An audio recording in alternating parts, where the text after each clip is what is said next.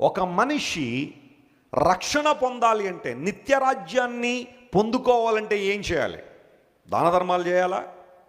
పూజలు పునస్కారాలు చేయాలా? రోజులు వ్రతాలు చేయాలా? లేదా మరొకడు చేయాలి? ఏం చేస్తే మానవుడు రక్షణ పొందుతాడనే విషయం తెలియాలంటే ఒక వ్యక్తి ఖచ్చితంగా బైబిల్ దగ్గరికి రావాలి. బైబిల్ సెలవిచ్చింది, ఒకడు క్రొత్తగా జన్మించితేనే కానీ వాడు దేవుని రాజ్యాన్ని చూడలేడని.